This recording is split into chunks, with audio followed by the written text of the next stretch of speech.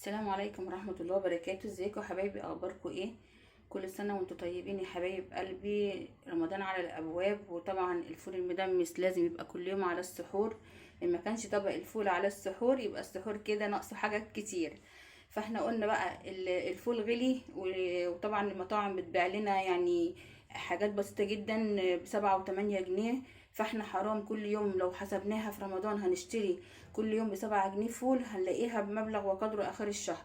فاحنا النص كيلو فول معانا ممكن يقعد معانا لمدة 10 ايام، وهنوفر وكل ما يخلص هنعمل غيره. فانا النهاردة قلت اوري متابعيني طريقة الفول بطريقة جميلة جدا، وهتاكلي فول زي الزبدة، وفول طعم وريحة وجمال.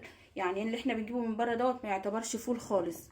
دلوقتي انا معايا نص كيلو فول، آه، اللي هو البلدي، الحبايه البلدي الكبيره دي.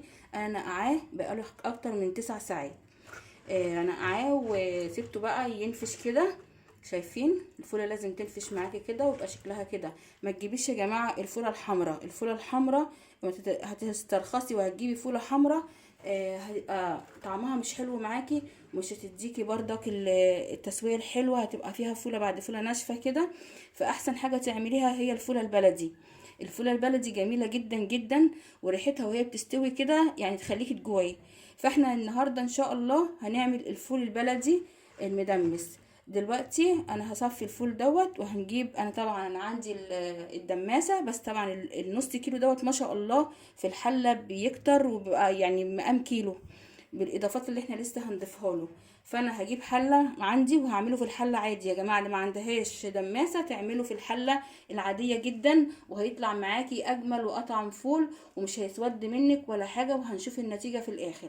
يلا بقى على بركه الله، بسم الله الرحمن الرحيم. وكلكم بقى تصلوا كده على سيدنا محمد، اللهم صل وسلم وبارك عليك يا رسول الله، عشان حاجتنا تطلع حلوه والفول يطلع جميل. يلا بقى يا حبايبي تعالوا نشوف بقى الطريقه. دي الحله اللي انا هعمل فيها الفول. هبتدي انزل بالفول بتاعي في الحله بتاعتي كده، ولو حسيت برضو ان الحله دي هتبقى صغيره عليه انا ممكن انقله في حاجه تانية، بس مش هنقله في اول التسويه، هنقله بعد ما يبتدي يخش في التسويه شويه. طبعا الفول انا نقعاه وغسلاه كويس جدا جدا، وايه عشان خاطر ما يبقاش فيه طينه ولا فيه اي حاجه، ولازم برضو ننقيه حلو قوي. ادي كده الفول بتاعي ده برضو، انا جايبه ب5 جنيه فول مدشوش، غسلته برضو، هضيفه على الفول بتاعي بالمنظر ده كده عشان يديله التقل والسمك الحلو. وفي اضافات تانية لسه هنضيفها قرب الفول ما يجي يستوي معانا. هنا معايا نص كوبايه عدس اصفر انا غسلاه برضو ومنقياه وغسلاه. طبعا البقوليات دي كلها لازم تتغسل، ما نحطش حاجه من غير غسيل يا جماعه. اهو دي نص كوبايه عدس برضو هتديله سمك حلو وهتديله تقل حلو، هتزود معانا الكميه. انا حاسه ان الحله دي هتبقى صغيره، انا هنقله قبل ما اعمل فيه اي حاجه في حله تانية، لان الحله دي مش هتساعدني ان انا اسويه كويس، وهتفل مني وهتبوظ لي البوتاجاز.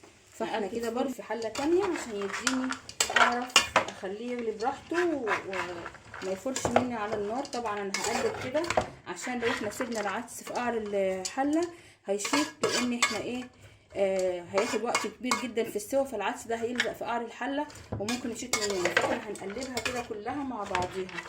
وهنا معايا دي جزرايه انا ضرباها في الكبه مخليها، بصوا عامله ازاي. انت لو ما عندكيش الكبه ابشريها عادي، بس انا بحب اعملها كده بحيث ان الجزر ما يبقاش باين في الفول. الجزر ده بيدي تسكيره جميله جدا للفول، وبيديله طعم حلو جدا جدا جدا، وبيديله لون كمان.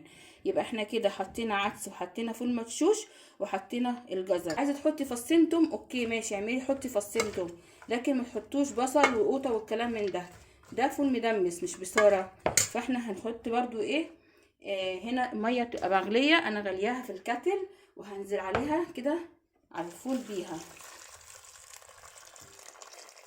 لازم الميه بتاعتنا تبقى مغليه، وبرده هديه تقليبه قبل ما ارفعه على النار.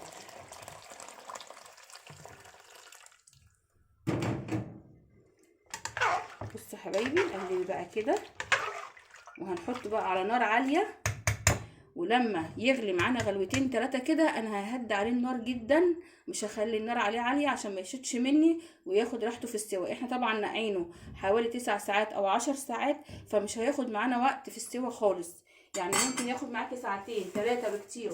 على نار هاديه. وهنا انا هحط له معلقه سكر اهي، دي معلقه سكر او معلقه ونص، عشان خاطر ايه بقى؟ عشان خاطر الفول بيبقى فيه غازات وبيعمل انتفاخ في البطن والكلام دوت. معلقه السكر دي بعد ما تاكلي الفول مش هتحسي باي تعب، وهيبقى خفيف في الهضم، وفي نفس الوقت هتساعدنا ان هو يستوي بسرعه ويبقى طعمه جميل جدا. ولسه في بقى اضافه اخرانيه، انا اما اخلص الفول هبتدي اضيفها معاكم، وهتشوفوا بقى الفول شكله وطعم وريحه وجمال. ودي يا حبايب قلبي ليمونه انا شقاها 2 بالمنظر ده كده، وهنزل فيها كده بالفول وهحطه بقى تاني على النار. انا بعد ما حطيته نسيت ان انا حطيت الليمونه، فقلت اوريها لكم برده. فهحطه بقى على النار ويغلي معانا، وهنشوف احنا هنكمل تسويه الفول ازاي عشان يطلع معاكي اجمل فول هتعمليه. وده منظر الفول بعد ما استوى معايا، شايفين الجمال؟ انا كنت هضيف له اضافه، كنت صراحه احط له نقطه بودره زعفران عشان يبقى زي بتاع بره، بس انا لقيت اللون بتاعه تحفه، مش محتاج مني ان انا اضيف له اي اضافات تانية. وبصوا ما اسودش معايا لحد اخر ما استوى، وخد مني حوالي 2.5 ساعة في التسويه. شايفين منظر الفول؟ شايفين الفوله بيضه وجميله؟ شايفين الحلاوه والجمال؟ شايفين الفول؟ انا بقى مش هضيف له اي اضافه صراحه، انا كنت هضيف بس لونه كده عاجبني جدا. ثواني بقى هغرف معاكم. الليمونه دي يا جماعه ما بتخليش الفول يغمق معاكي، طول ما انت بتسويه هيفضل معاكي كده ابيض زي الفل، والفوله مستويه ودايبه دوبه اهو. انا بس هغرفها وهوريكم بقى ايه الذوبان بتاع الفوله نفسها.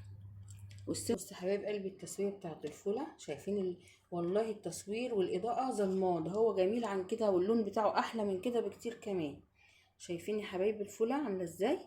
شايفين بتدوب تحت ايدي ازاي؟ انا مش عارفه امسكها اهو، باين يعني واضح وانا بتك عليها. شايفين الفوله مستويه عجميه عجميه فعلا.